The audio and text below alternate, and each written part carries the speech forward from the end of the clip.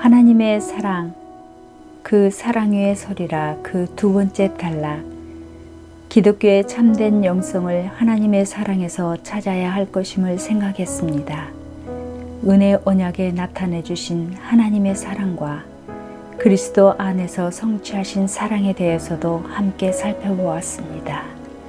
그런 차원에서 바울은 고린도전서 13장에서 그 사랑을 세밀하게 살폈던 것입니다.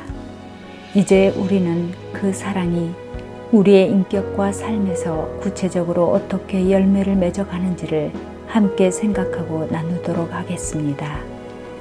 주님은 우리를 포도나무의 가지로 비유하셨습니다. 뿐만 아니라 참 포도나무 되시는 그리스도께 붙어 있음으로써 가지의 열매를 맺게 될 것을 말씀하셨습니다. 그러므로 포도밭의 농부가 되시는 하나님 아버지께서 기뻐하실 일은 너무도 명백합니다. 우리가 그리스도 안에서 열매를 맺는 것입니다. 성도가 열매를 맺는 것은 사랑의 역사입니다.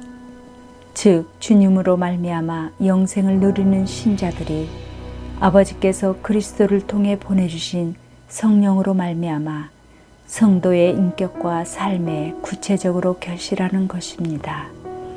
그 원리와 약속을 참 포도나무 비유를 통해 가르쳐 주셨습니다. 반면 바울은 회심하고 난 이후 전 인격과 전 삶의 영역에서 경험했던 사랑을 진술하고 있습니다.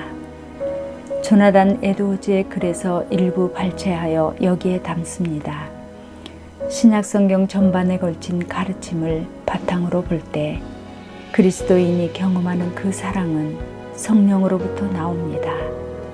그들이 하나님을 향한 사랑이든 사람들을 향한 사랑이든 간에 성령께서 감동케 하심으로 나오는 사랑입니다. 성령께서 우리 영혼에 임하실 때에 그 하나님의 사랑도 함께 오는 것입니다. 왜냐하면 하나님은 사랑이시기 때문입니다. 성령께서 내주하신 성도들에게 사랑도 함께 가지고 오시기 때문에 그들은 진정 복된 사람들이 아닐 수 없습니다. 그러므로 우리가 사랑으로 충만해지기 위해서는 성령께서 당신의 본질을 성도들의 영혼 속에 전달하시고 인격적으로 교통하는 일이 있어야 할 것입니다. 베드로가 자신의 서신서에서 가르치고 있는 것과 같이 우리가 신의 성품에 참여하기 위해서는 하나님의 성령 안에서 사랑으로 고치되어야 할 것입니다. 우리가 하나님을 사랑하고 사람을 사랑하기 위해서는 성령께서 우리에게 내주하심으로써 가능케 됩니다. 하나님께서는 당신 자신의 탁월하심과 본성의 거룩하심과 아름다움 때문에 사랑을 받으시는 것입니다. 한 성도가 누구로부터 사랑을 받는 것도 같은 원리이니 그 성도가 소유한 거룩함과 아름다움 때문에 사랑을 받는 것입니다. 반면에 성도가 하나님을 사랑할 때는 그 성도 자신에게 하나님을 향한 경외심이 있어야 참다운 사랑을 할 수 있는 것입니다. 그래서 누군가를 진정으로 사랑하기 위해서는 하나님을 사랑하는 은혜가 우리에게 있어야 할 것입니다. 이런 사실을 바탕으로 볼 때 우리의 전 영역에서 쉬지 않는 싸움은 사랑의 싸움이라는 사실을 알 수 있습니다. 하나님께 마땅히 드려야 할 모든 행실이 사랑에서 나옵니다. 누구든지 사랑의 대상을 진정으로 존중할 때 우리 자신에게서 사랑하는 마음이 흘러나옵니다. 상대가 하나님이시든지 사람이든지 존중하는 마음을 갖는 심령 속에서 성령의 은혜로 사랑이 흘러나옵니다. 한 사람의 존재와 그 영혼을 향한 하나님의 관심을 존중히 여기는 마음에서 우리는 사랑할 이유를 찾게 됩니다. 하나님 앞에서 옳은 행실과 순종을 일으키는 자극도 그 사랑으로 충분합니다. 다른 것이 없어도 그 사랑으로 우리는 충분합니다. 예배당에 찾아가 하나님께 예배할 때 우리는 하나님께 영광을 올려드리고 싶고 하나님의 권세와 영광을 찬양하고 싶은 것도 하나님을 향한 사랑에서 나옵니다. 사랑은 자발적으로 순종할 수 있게 합니다. 하나님을 향한 사랑은 경박하지 않으면서도 하나님을 의지하고 싶은 마음이 그에게 생겨나기 때문에 하나님께 도움을 요청하기도 합니다. 어려움을 당하면 하나님을 사랑하는 마음은 우리를 당황하지 않도록 불안한 마음을 씻겨주며, 고난을 당하거나 궁핍할 때면 아버지를 찾는 어린아이와 같은 마음을 갖게 됩니다. 아버지를 의심하지 않는 어린아이처럼 자신의 역경 속에서도 하늘에 계신 아버지를 찾는 것은 너무나 당연한 일이지만, 진실한 사랑에서 진정한 강구가 흘러나오는 법입니다. 이처럼 신뢰와 사랑으로 하나님과의 관계를 누리는 사람들은 언제라도 하나님을 찾기 마련입니다. 하나님을 깊이 생각하는 사람들에게 부어주시는 것은 사랑입니다. 그래서 하나님을 깊이 생각할 수 있는 것 자체가 확실한 축복입니다. 왜냐하면 계시의 말씀에 기록된 대로 그들은 하나님의 성품을 체험하는 사람들이기 때문입니다. 그들에게 어떤 체험들이 있었겠습니까? 세상에서 절망하고 있을 때 하나님께서 친히 함께 하신다는 사실과 적실한 때에 길을 보여주십니다.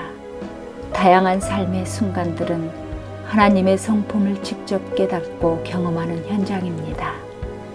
이처럼 사랑은 하나님이 얼마나 선하신 분이신지를 확인시켜 줍니다. 이런 과정은 성도가 겸손을 배우는 계기가 되기도 합니다. 참된 사랑과 우정은 사랑하는 사람에게 유익을 주고 악한 것을 주지 않으려는 마음을 갖게 합니다. 사랑은 이웃에게 악을 행치 아니하나니 라고 밝혔던 말씀은 참으로 적절한 언급입니다. 사랑은 이웃이 소유하고 있는 어떤 것에도 탐내지 않습니다. 사랑은 하나님 앞에서 스스로 만족하는 마음을 가지게 할 것이기 때문입니다. 사랑은 불평과 다툼을 막아줍니다. 사랑은 사람으로 하여금 화평하는 마음을 품게 합니다. 사랑은 어떤 고난과 재난 중에서도 이웃에게 긍휼의 행동을 하게 합니다. 왜냐하면 사랑하는 사람들을 불쌍히 여기는 마음이 사랑에서 저절로 일어나기 때문입니다. 사랑은 우는 자들과 함께 울고, 사랑은 웃는 자들과 함께 웃게 하는 법입니다. 사랑은 우월한 사람과 열등한 사람의 관계를 적절하게 연결하는 끈입니다. 사랑이 없으면 아무리 큰 업적이나 고상한 덕행같이 보이는 것도 건전한 것들이 될 수 없습니다. 사랑이 없으면 그런 행위들은 위선적인 것에 불과합니다. 사람들이 행하는 일에 사랑이 없으면 그 속에는 하나님을 향한 진정한 존경심이나 사람을 향한 참된 마음도 결코 찾을 수 없는 것입니다. 아무리 하나님께 헌신한다고 할지라도 만일 하나님을 향한 존경심이나 사랑이 없다면 그의 신앙은 일종의 거칠애일 뿐입니다. 사랑은 언제나 참되고 살아있는 믿음을 내포합니다. 사랑 없는 믿음은 죽은 믿음입니다.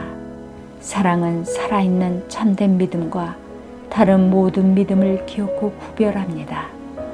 결국 사랑 없는 예배는 모두 외식에 불과합니다. 그러므로 사랑이 없으면 하나님께 순종할 수 없게 되고 하나님께 대한 신뢰와 확신이 사라지게 되고야 마는 것입니다. 하나님을 향한 모든 헌신과 순종의 행위들은 사랑에 의해서 진정한 헌신과 복된 순종이 되게 할 것입니다. 하나님 존전에 다른 신을 두지 않는 첫걸음은 하나님을 진실로 사랑하는 데서 시작됩니다. 하나님을 참되게 알고 그분을 경외하는 심령 속에는 어떤 형상으로도 하나님을 상상하지 않습니다.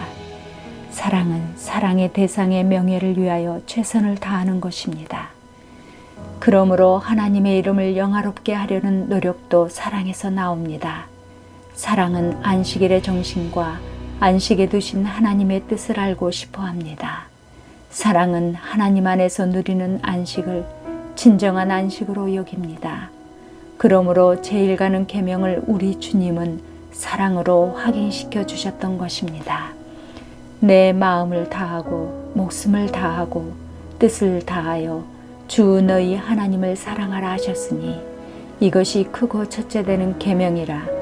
사랑은 십계명의 첫 돌판과 두 번째 돌판을 연결하는 강력한 접착제와 같습니다. 내 이웃을 내 몸과 같이 사랑하라는 이 말씀은 십계명의 두 번째 돌판의 모든 계명들을 장악하고 있습니다. 그리스도인의 사랑은 십계명 속에 명백하고 세밀하게 제시되었고, 사랑은 십계명을 통해서 모든 율법에 흘러가야 할 마땅한 원리이며 생명적인 원리입니다. 오늘의 기도. 맞습니다. 자비와 긍휼로 충만하신 하나님 아버지여, 일생을 통하여 삼위 하나님을 경배하고 찬양하는 삶을 살고 싶습니다. 그 사랑으로 우리 영혼에 날마다 채워주옵소서. 주 예수 그리스도의 이름으로 기도하옵나이다.